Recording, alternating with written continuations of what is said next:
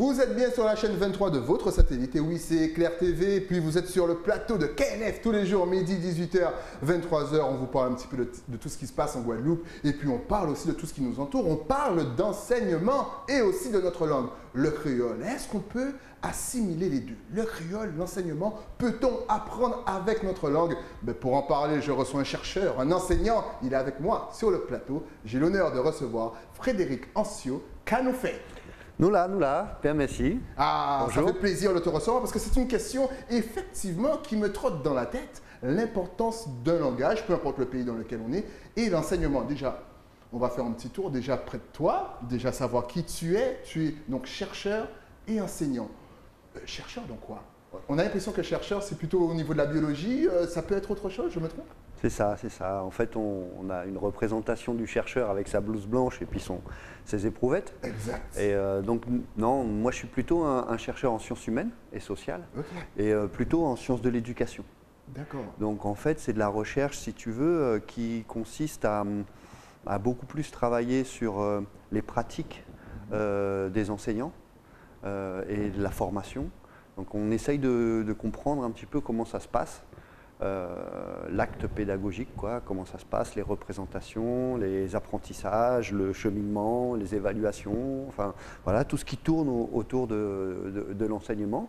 Et donc on regarde un petit peu comment ça se passe sur le terrain. D'accord. Voilà. Et puis à partir de là, on fait des publications, on fait des colloques, on essaye de diffuser un petit peu notre approche des interactions entre les profs et les élèves. Ok. Alors ça tombe bien parce que tu parles d'interaction entre profs et élèves. Les temps ont beaucoup changé. Avant, j'ai l'impression qu'on allait à l'école, puis l'élève se sentait limite obligé de suivre. Qu'il le veuille ou non, il fallait rester silencieux, calme et tout. Il avait quand même un certain respect. Est-ce qu'aujourd'hui c'est la même chose? Ou est-ce que l'attention justement de l'élève est de plus en plus difficile à capter? Oui, alors déjà c'est vrai que les méthodes d'enseignement très dirigiste, autoritaire, voilà. Tu parlais de respect également. Bon, c'est vrai que ça évolue avec le temps. On n'est plus sur des méthodes, on n'est plus vraiment sur des méthodes traditionnelles. On essaye d'avoir des pédagogies un peu plus actives. On met les élèves en petits groupes pour qu'ils communiquent entre eux. On leur demande de faire des recherches pour trouver les connaissances et peut-être un petit peu moins sur des approches où le prof déverse son savoir et puis l'élève... Bon, donc ça, effectivement, ça change. Après, je ne dis pas que tous les profs ont les mêmes méthodes d'enseignement. Chacun a son style et puis en fonction des disciplines, tu n'as pas la même manière d'enseigner les sciences que le français, que l'histoire ou que les langues vivantes régionales ou étrangères, quoi. Est-ce qu'il faut s'adapter à son temps? C'est-à-dire qu'effectivement, tu l'as très bien dit, avant les méthodes étaient un petit peu rigides. Est-ce que là, le professeur a le droit, par exemple, d'utiliser une chanson d'un artiste voilà, que les jeunes aiment, d'un rappeur, et de peut-être analyser le texte ou les dire dans le texte? Est-ce qu'il a le droit un petit peu de s'écarter du chemin pédagogique? Alors, les enseignants, ils ont une totale liberté pédagogique. D'accord. C'est-à-dire, en termes de support… Donc rien n'est fermé? Non. Ok. Non. Il y a un programme. Ouais. Et après, les compétences visées dans le programme, si tu veux y accéder via une chanson d'Amiralty ou de qui vous voulez, il n'y a pas de problème. Okay. Donc, on a toutes ces possibilités-là. Ce qui est sûr, c'est qu'il y a effectivement besoin de s'adapter au contexte. Alors au contexte actuel, c'est-à-dire avec le numérique. Oui, tout à fait. En EPS, par exemple, on va pouvoir utiliser des applications pour courir, pour les cartes les courses d'orientation, les choses comme ça. En sciences, pareil, tu peux utiliser des tablettes, des ordinateurs. En mathématiques, tu vas faire des programmes informatiques, tu commences à faire des choses comme ça. Donc, tu as un contexte, effectivement, d'usage des jeunes avec, tu parles de la musique, mais voilà, les téléphones, voilà, tout ça, ça fait partie, effectivement, des outils que l'on peut utiliser. Et justement, moi je travaille dans un laboratoire qui s'appelle le CREF, le Centre de recherche et de ressources en éducation et en formation. Donc tu vois, notre objectif c'est de travailler la recherche et puis aussi produire un certain nombre de ressources pour les enseignants. Et notre thème c'est la contextualisation. On travaille sur cette idée de comment contextualiser son enseignement. Bon, on va dire que on a tous entendu nos ancêtres les Gaulois. Effectivement. Et ça ne marche pas forcément avec tout le monde. Ouais. Et donc, il y a cette idée en histoire géo, en SVT, en français, pareil, tu as une littérature caribéenne.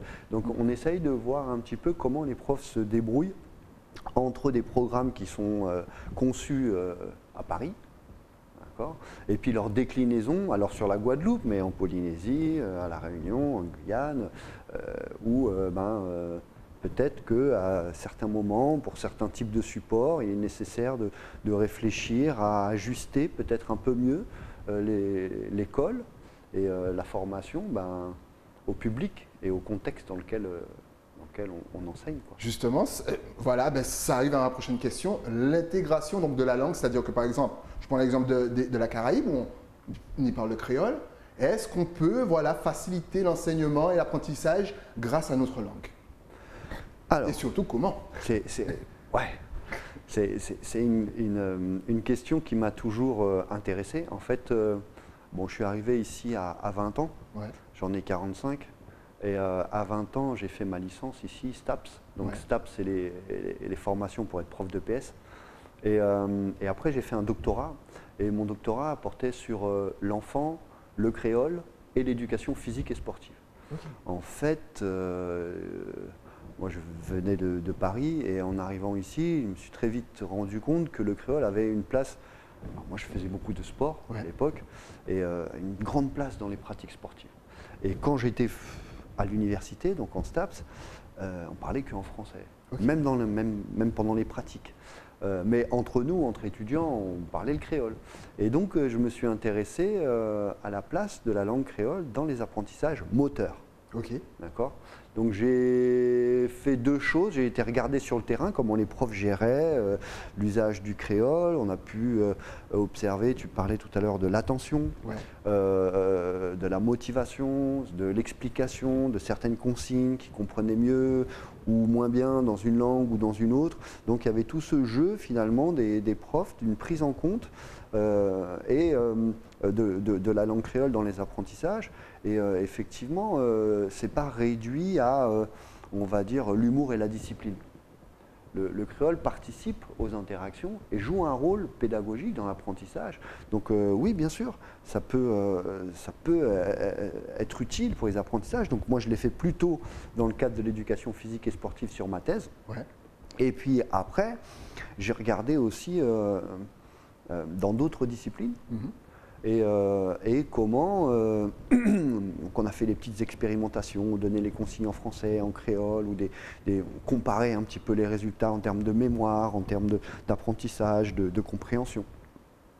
On a regardé aussi, après je me suis intéressé aussi à Saint-Martin, à la Guyane, pour la prise en compte du plurilinguisme par les profs, parce que si tu veux, tu as une langue d'enseignement qui est officielle, une langue de scolarisation qui est le français.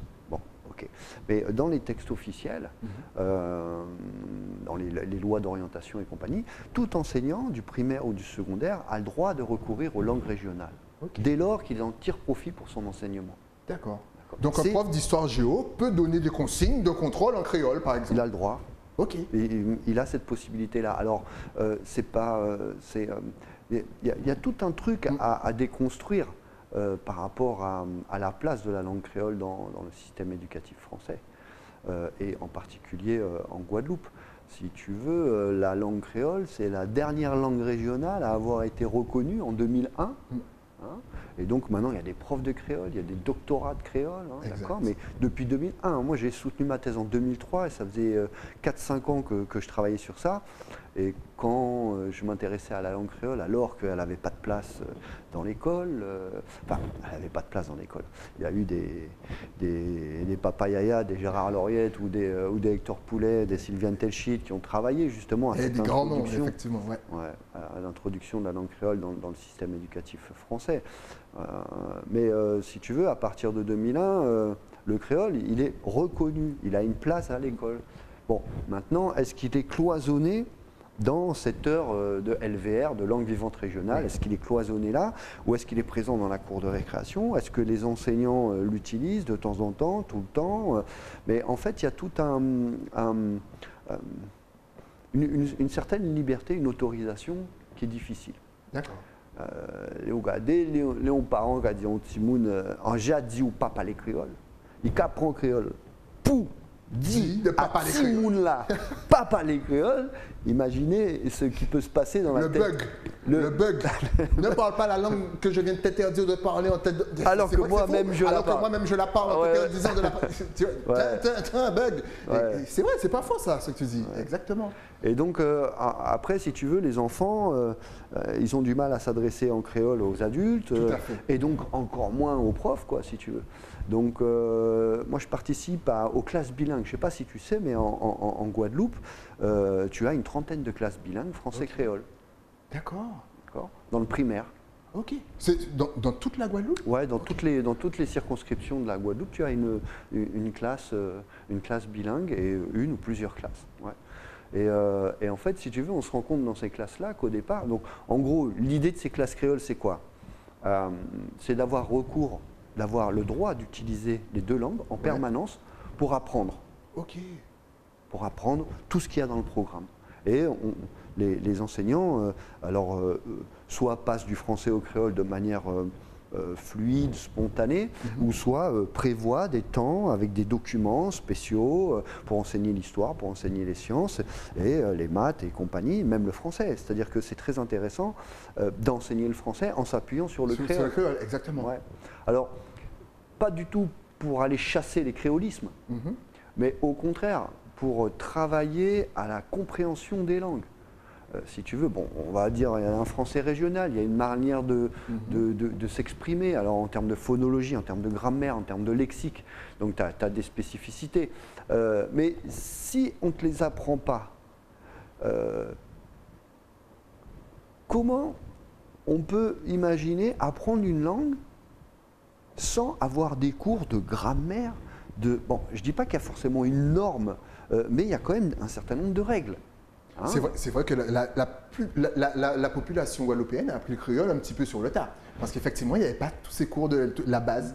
Voilà, ce que tu dis, c'est totalement vrai. Et petite question, dans ces écoles, est-ce que toi, en tant que chercheur, quelles ont été les données que tu as recueillies? Est-ce que finalement, les élèves sont plus attentifs? Est-ce qu'ils apprennent mieux? Au final, c'est quoi le résultat?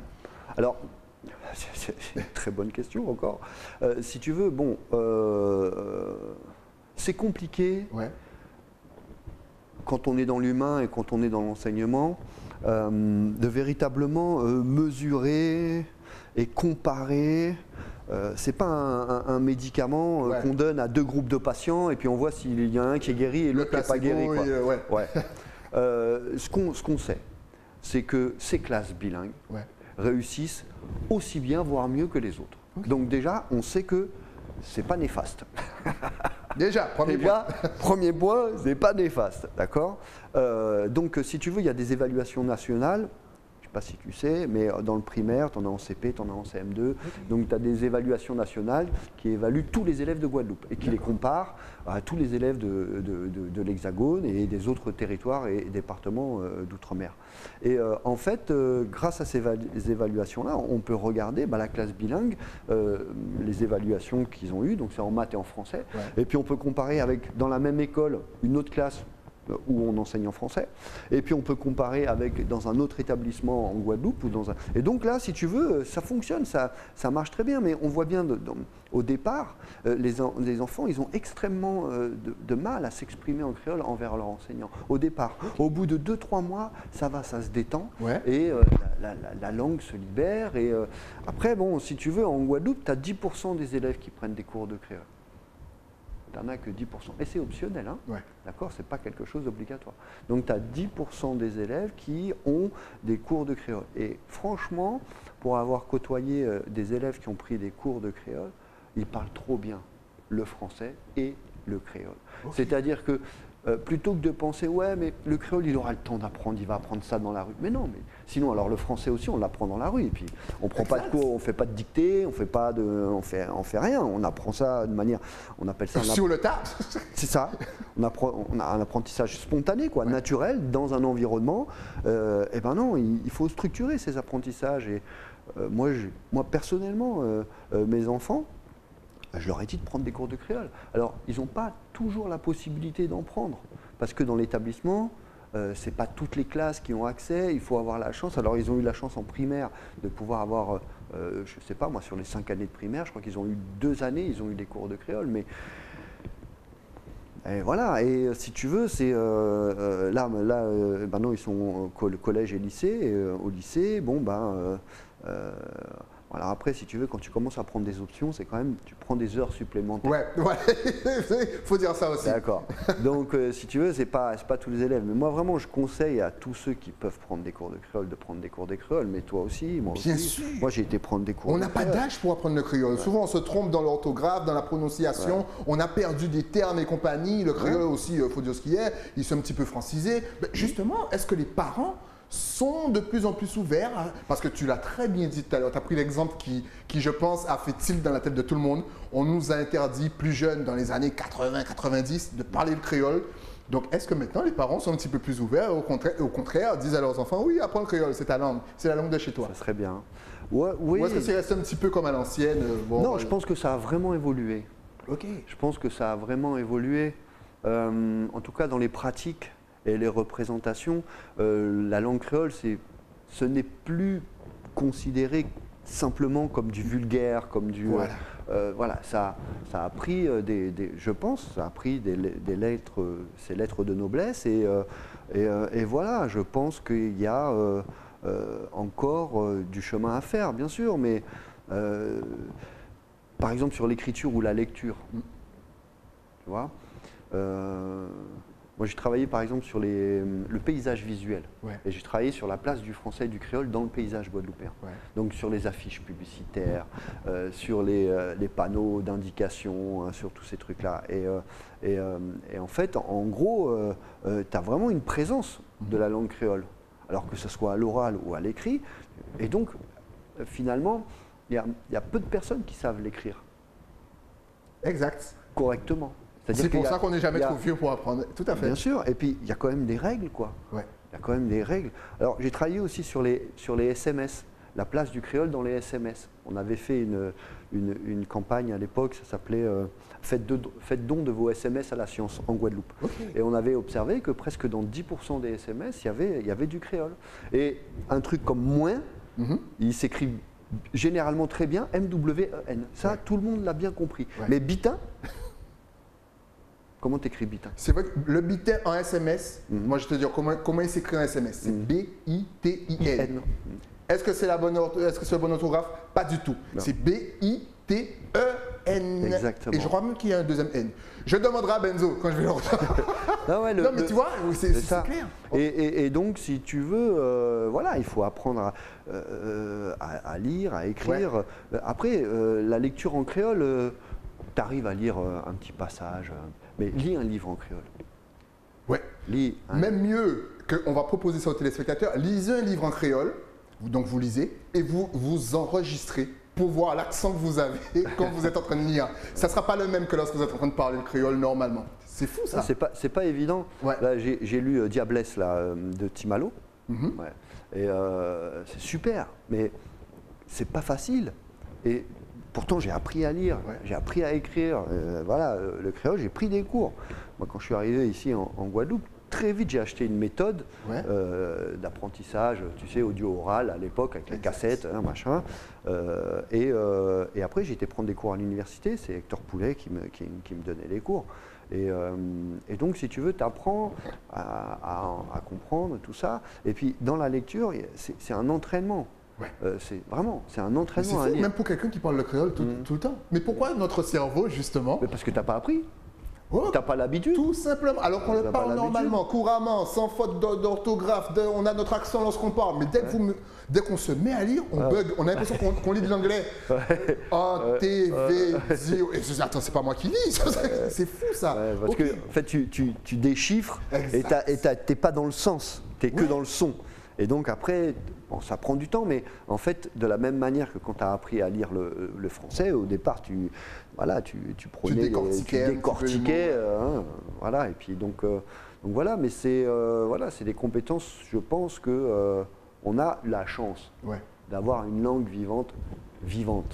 Pour ça, elle est vivante. C'est-à-dire que c'est pas d'autres langues vivantes régionales comme en France où tu vas en Bretagne, tu vas pas entendre parler le breton ou rarement.